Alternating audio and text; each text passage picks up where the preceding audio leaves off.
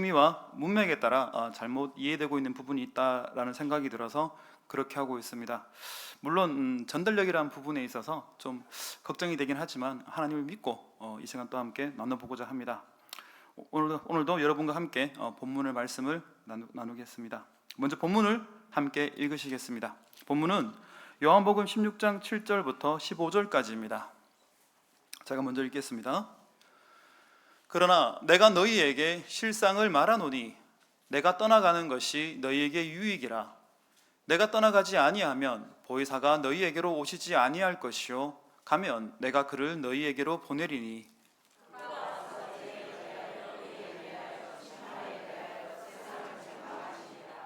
죄에 대하여라 함은 그들이 나를 믿지 아니하며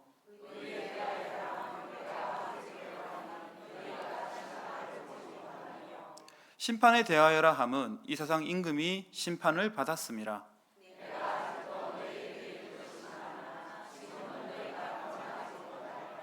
그러나 진리의 성령이 오시면 그가 너희를 모든 진리 가운데로 인도하시리니 그가 스스로 말하지 않고 오직 들은 것을 말하며 장래일을 너희에게 알리시리라.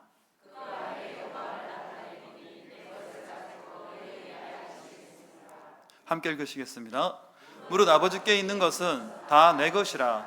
그러므로 내가 말하기를 그가 내 것을 가지고 너희에게로 알리시리라 하였노라. 아멘. 아멘. 오늘 말씀은 죄에 대하여, 의에 대하여, 심판에 대하여란 제목으로 말씀을 드릴까 합니다. 먼저 16장 8절에서 죄에 대하여, 의에 대하여, 심판에 대하여 세상을 책망하시리라 라고 말씀하십니다. 이것은 뭐냐면 무엇에 대하여 라는 세 개의 부사절과 그리고 세상에 대하여 책망하시라는 공통된 동사절로 만들어진 세 가지 문장입니다. 분리해서 말씀을 드리면 죄에 대하여 세상을 책망하시리라, 또한 의에 대하여 세상을 책망하시리라, 그리고 심판에 대하여 세상을 책망하시리라 말씀하는 것이죠. 그런데 우리의 성경은 이 문장에서 책망하시리라라고 번역하고 계시지만 헬라어 원문은 엘렌크세이라는 단어를 사용하고 있습니다. 이것은 기본형이 엘렌코라는 단어로 이 단어의 기본 뜻은 뭐냐면 빛으로 가져오다, 드러내다, 증명하다는 그런 뜻도 있습니다. 또한 마찬가지로 책망하다는 의미도 갖고 계십니다. 이것은 무엇이냐면 빛으로 가져와서 드러낸다라는 의미를 갖고 있는 것입니다. 칼빈은 그 자신의 주석에서 이 단어를 책망하도록 표현하기보다는 확인시키시다 라는 의미로 사용을 했습니다. 또한 히브리서 11장 1절의 말씀이 믿음은 바라는 것들의 실상이요 보이지 않는 것들의 증거다 라고 말씀하시는데, 이 증거라는 단어가 바로 어떤 말이냐면 엘렌코스란 단어입니다. 이것이 바로 뭐냐면 우리 방금 말씀드렸던 엘렌코라는 단어의 명사형입니다. 바로 증거라는 그런 뜻이겠죠.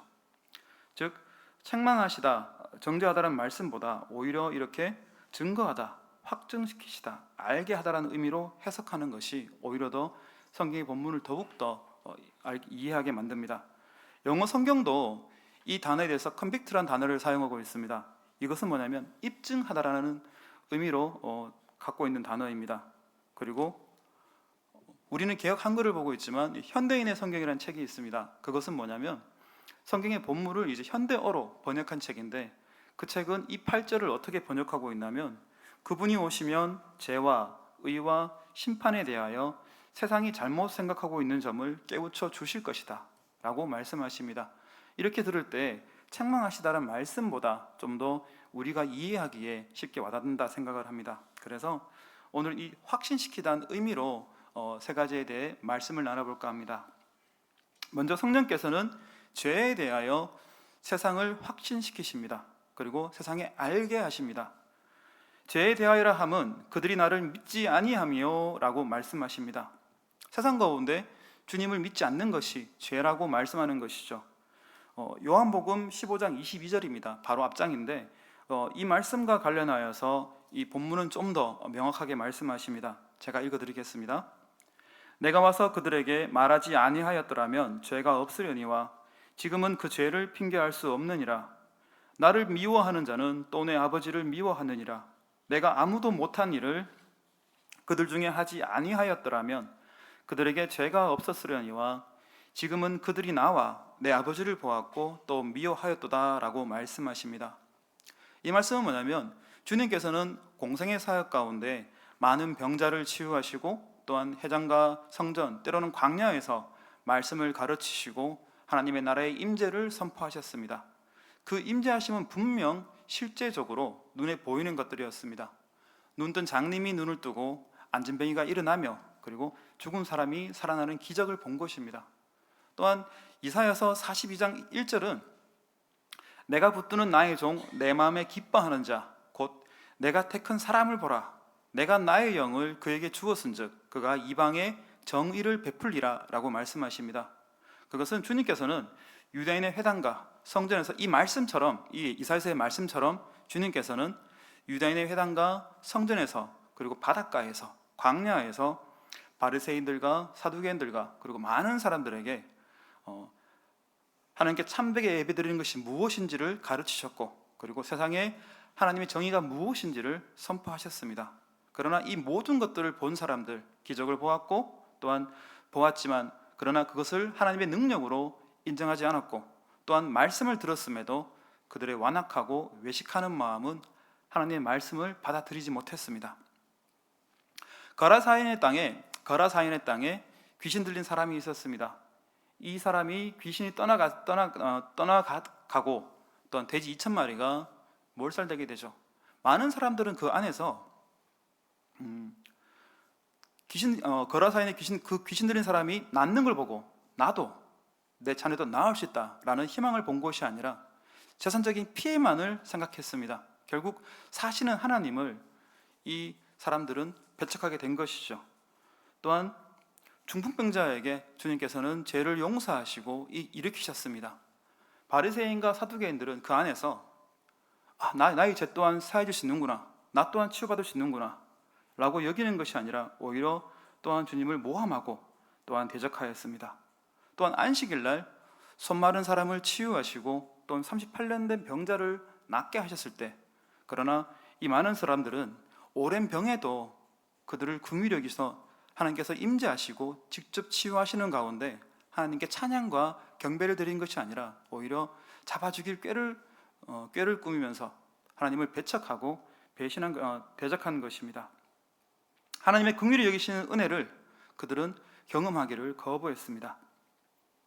그 자신들도 안식일에는 자신의 소에 물을 먹이려고 끌고 나가고 개인적인 일도 하고 있지만 그러나 그들 스스로를 정당화하고 긍휼히 여기면서도 그들의 이웃인 오랫동안 고통받는 이 형제들의 그러한 치유에는 엄격한 잣대로 적용하고 심판 정죄함으로 주님으로부터 외식함을 책망받았습니다.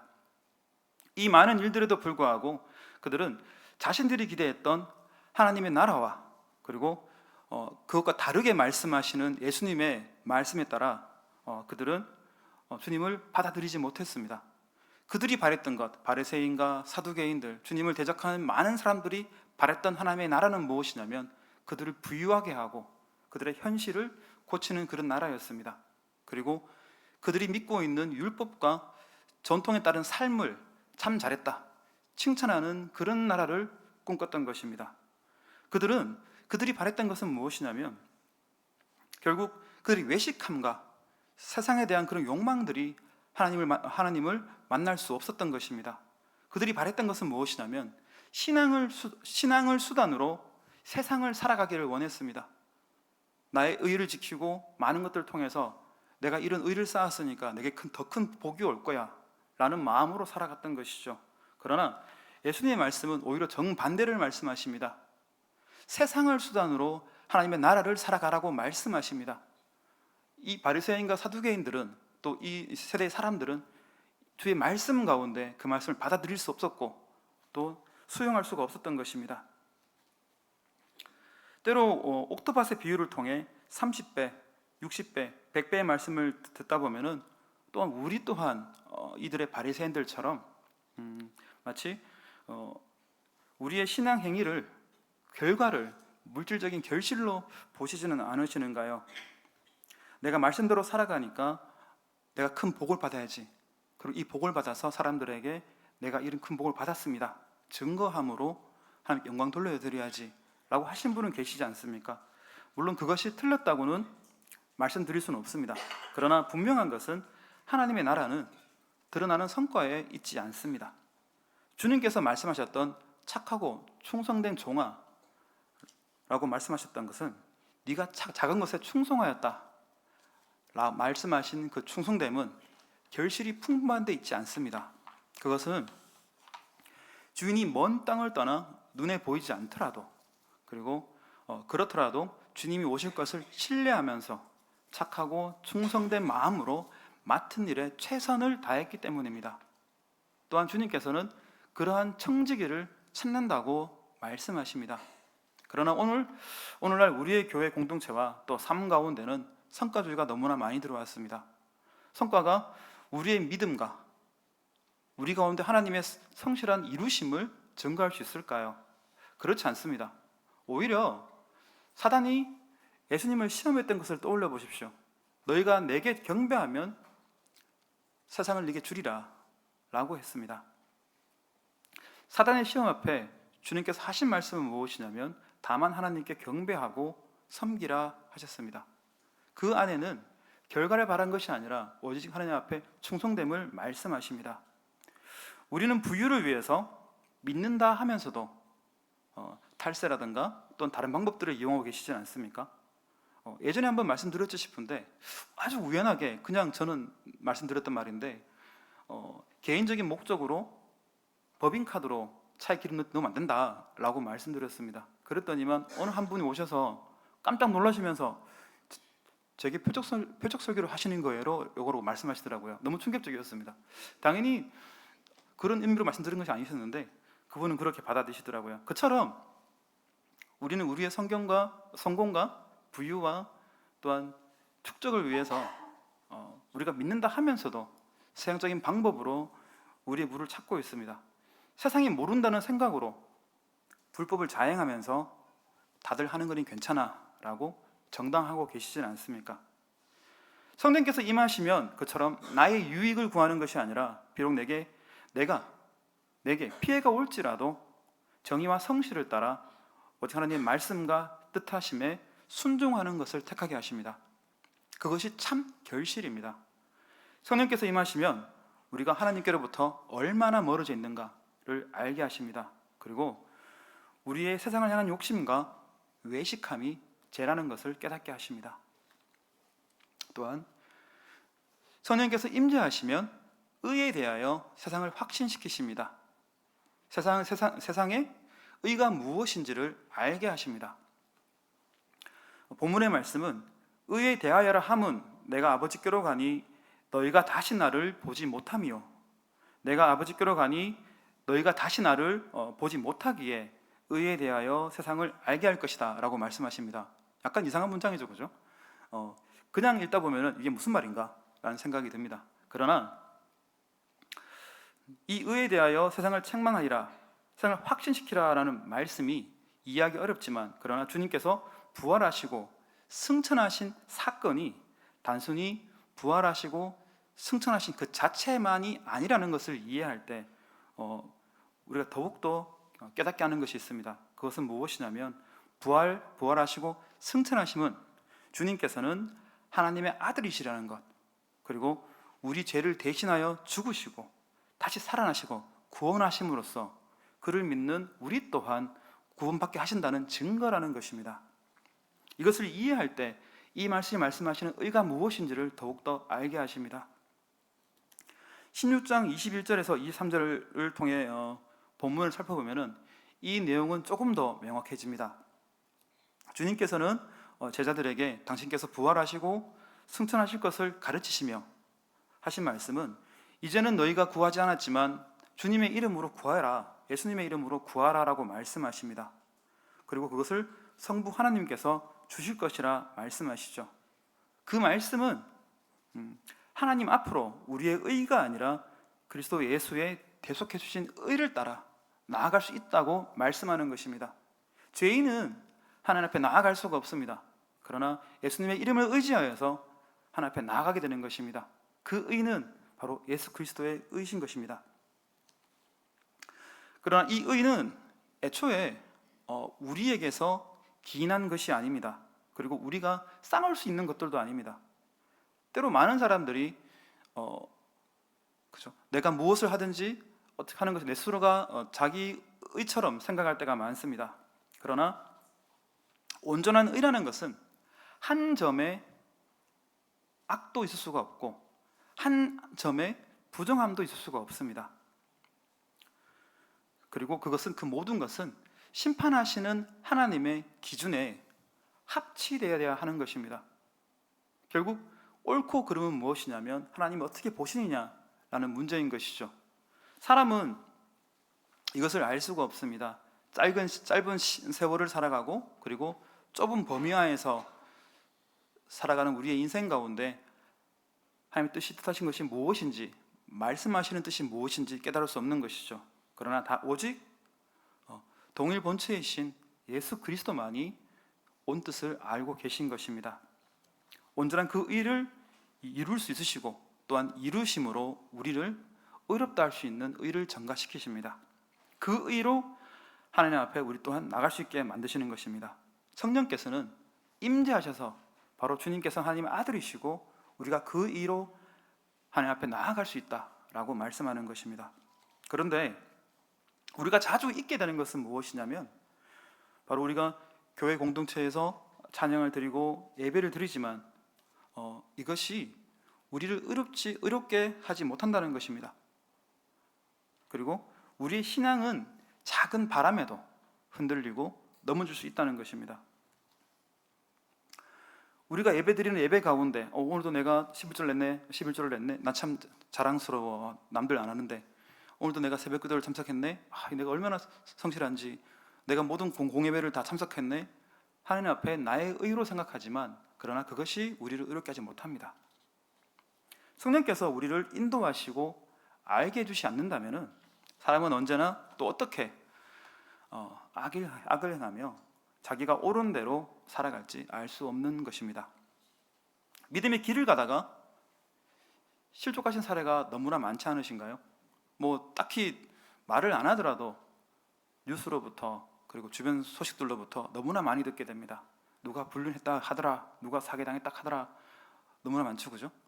예전에 저희 선친께서는 그 교회를 다니셨는데 교회를 안 나가게 된 계기가 무엇이었냐면 저희 집이 쌀가게를 했었습니다.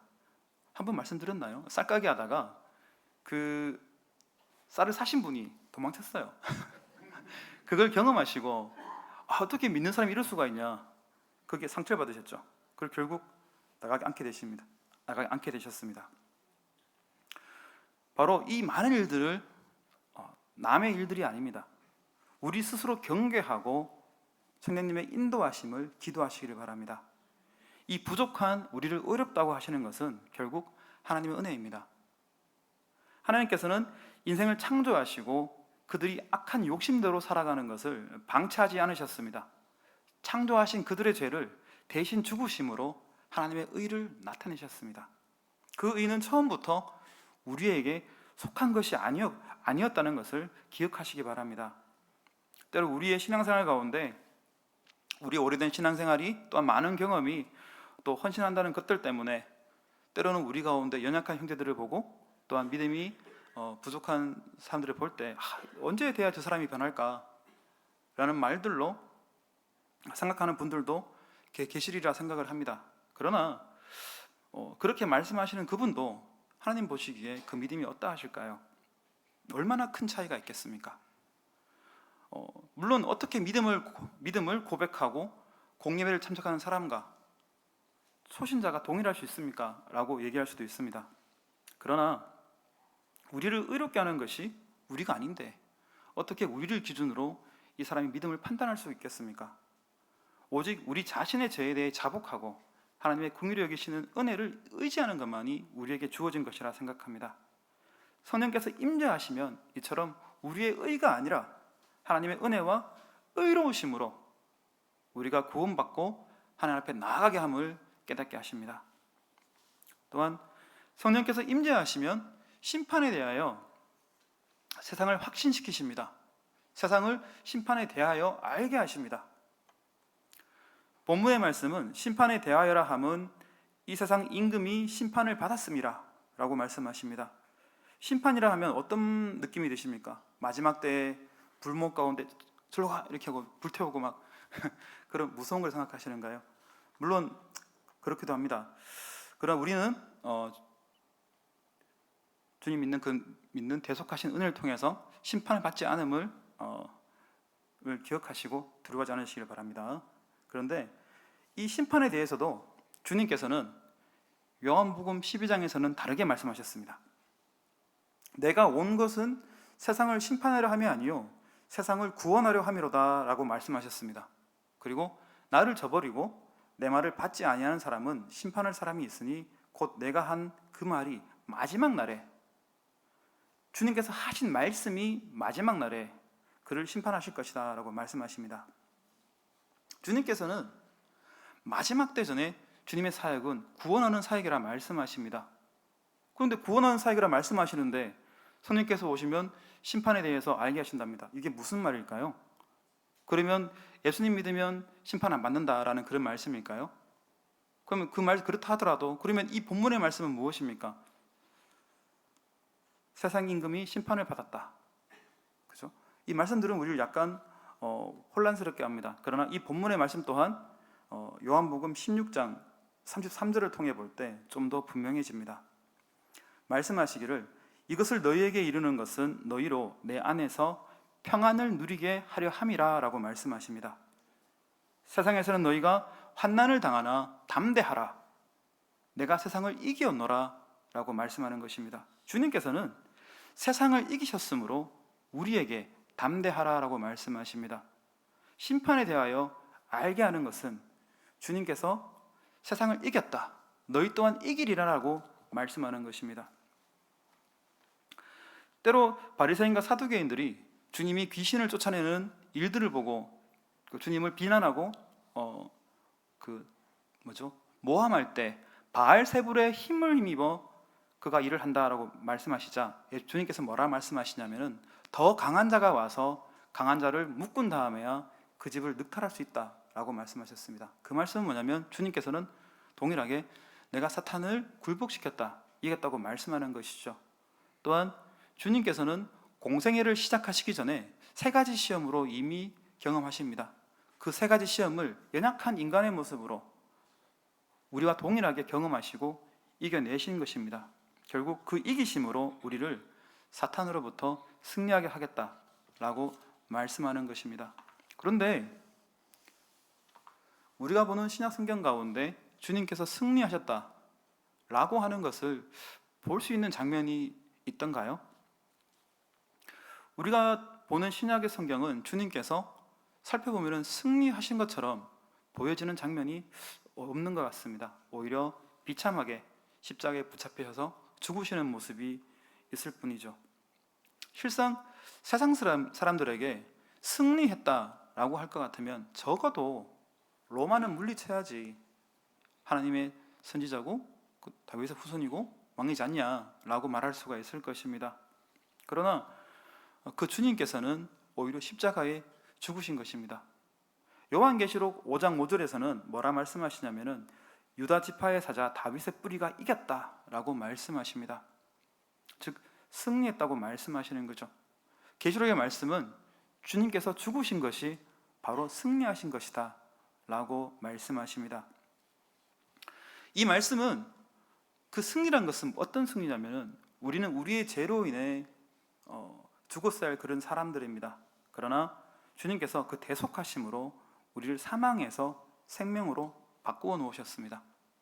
또한 사탄과 세상에 종된 것에서 구하여 하나님의 백성으로 살아가게 하십니다.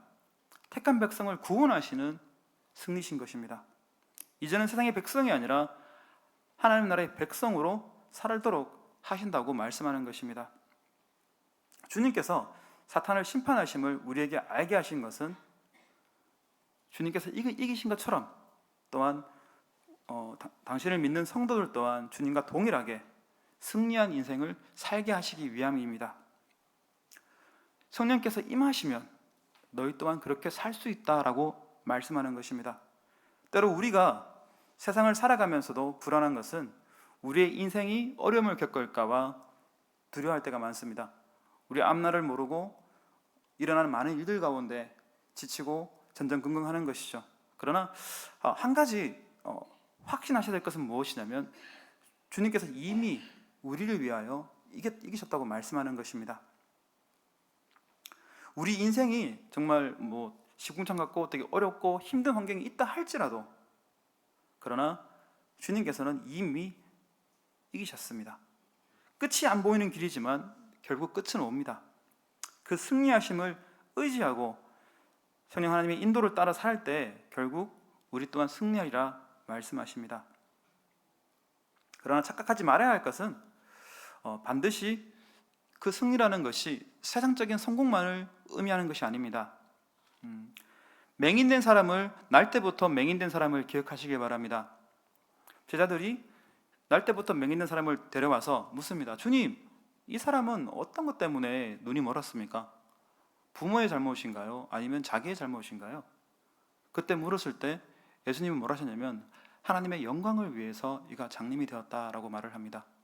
그 말씀은 우리의 성공도, 우리의 놀라운 그런 회복도 결국 하나님 나라의 영광을 위해 드러난다는 것입니다. 하나님 안에서 우리의 승리는 우리의 둘러싸이는 환경 가운데 굽어지고 넘어지고 하는 그것이 아니라 오히려 그 환경을 이겨내고 그 어려운 환경에도 불구하고 그 일들로서 하나님 나라의 영광을 드러내는 것입니다. 성령께서 임재하시면 우리에게 사탄이 패배한 것과 그리고 주님께서 승리하심에 연합하여서 우리 또한 참 승리를 하게 될 것을 깨닫게 하십니다. 그것이 성령께서 임재하시면 심판을 세상에 알게 하신다 말씀하는 것입니다. 또한 성령께서는 죄에 대하여, 의에 대하여, 심판에 대하여 세상을 확신시키십니다. 세상에 대해 알게 하십니다. 오늘 본문은 성령께서 세상을 확신시킨다 또한 말씀하십니다.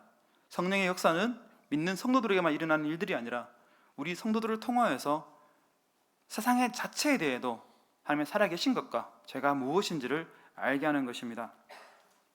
그런데 사람들이 보기에 성경의 말씀과 예배는 굉장히 미련한 것입니다. 눈에 보이지도 않는 하나님이란 분을 위해 시간을 내고 헌신하고 일주일에 하루를 꼬박꼬박 가는 것이죠. 또한 소득의 11조를 꼬박꼬박 내고 절기 헌금을 하고 많은 헌신을 하는 모습들을 보면 도무지 이해할 수 없는 그런 일들입니다. 게다가 그들이 보기에는 어쩌면 우리의 신앙이나 이단적인 신앙이나 큰 차이가 없습니다. 이단들을 생각할 때는 그들은 살아있는 사이비 교주를 믿는 것이고 또한 조금 더 많이 경제적 착취를 당합니다.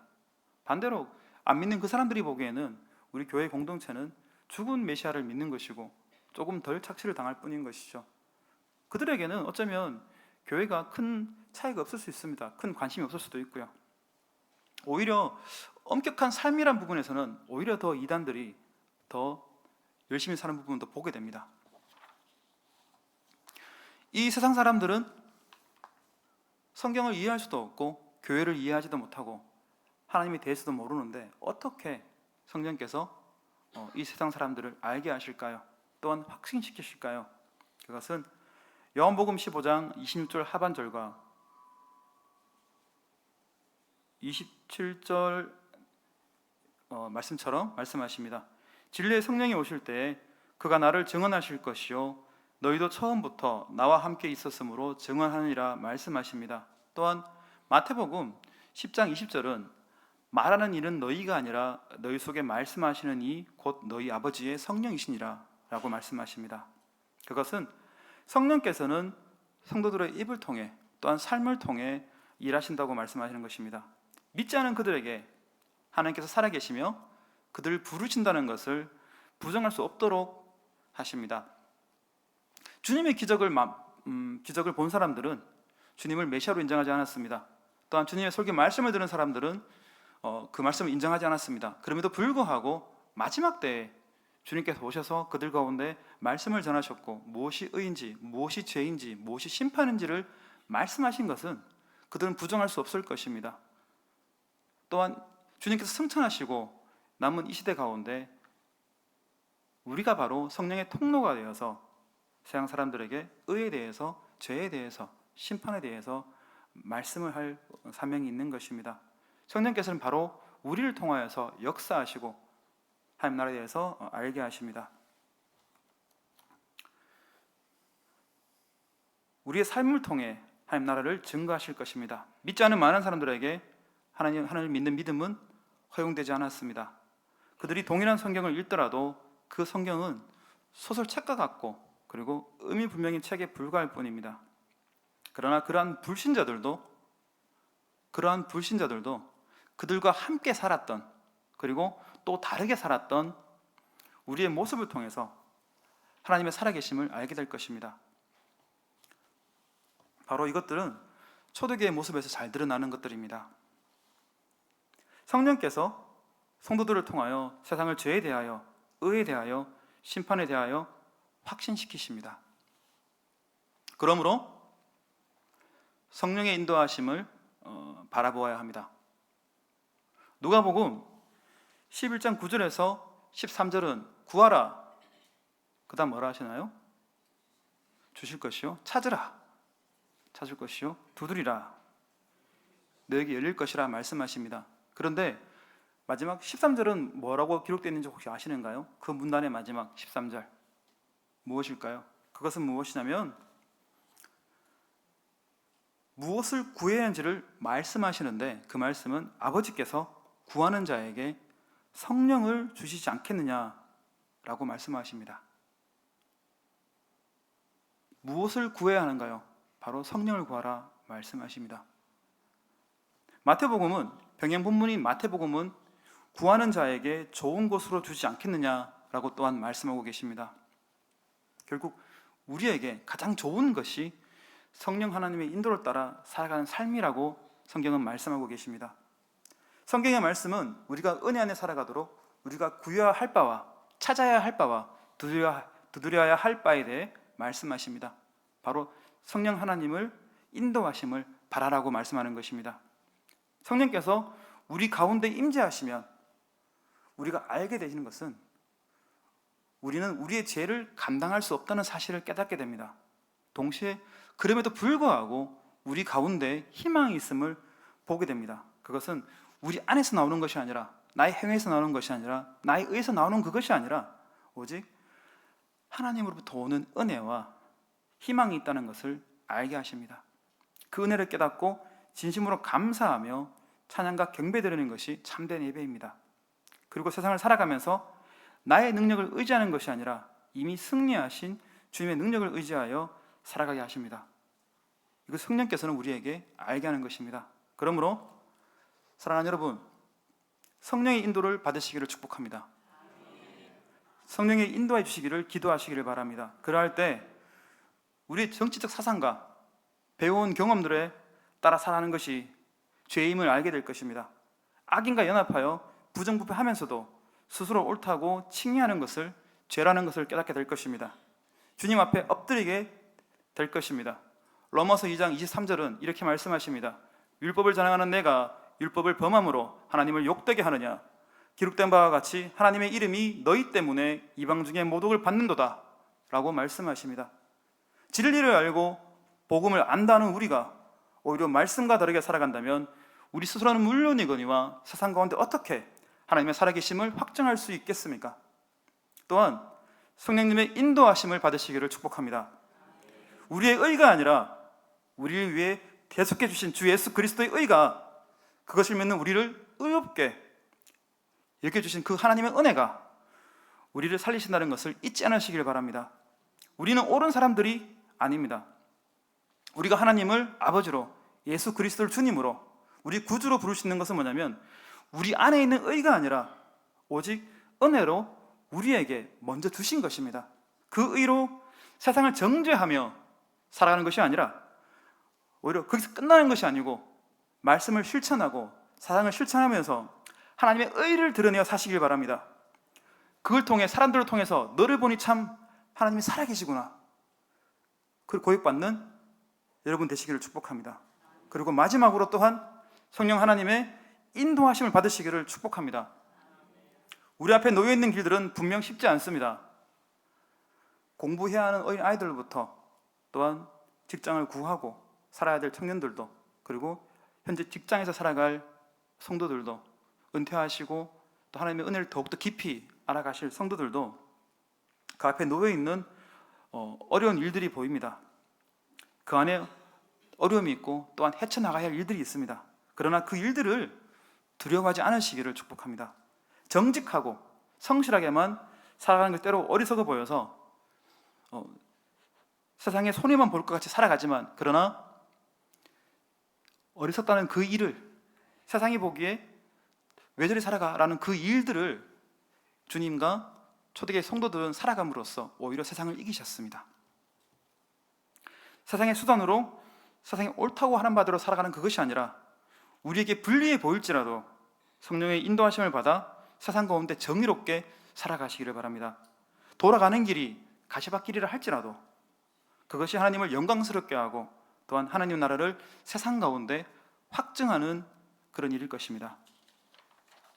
그러므로 우리의 죄를 깨닫고 주님의 계속해진 줄을 따라 살아가며 세상과 타협하는 것이 아니라 오히려 세상을 이겨며 살아갈 수 있도록 성령 하나님의 인도받으시기를 축복합니다. 기도하겠습니다. 사랑이 많으신 하나님, 존귀하신 아버지, 너무나 감사드립니다. 이 시간 주의 말씀 가운데 죄에 대하여, 의에 대하여, 심판에 대하여 말씀을 듣게 하였습니다. 주님 같이 하시고 도와주시옵소서. 우리 가운데 나의 의를 주장하는 그것이 아니라 오직 주의 주신 은혜로 구원받음을 고백하오니 주여 같이 하시고 도우셔서 나의 능력이 아니라 하나님의 능력으로, 나의 생각이 아니라 성령의 인도하심으로 살아갈 수 있도록 주여 허락하시고 또한 같이 해주옵소서. 말씀을 내 머리 위에 이게 하시고 성령의 인도하심을 지팡이 삼아 주의 주신 길을 걸어갈 수 있는 인생과 삶이 될 수 있도록 주여 축복하여 주시옵소서. 감사하며 사랑이 많으신 우리 주 예수 그리스도의 이름으로 기도드렸습니다. 아멘.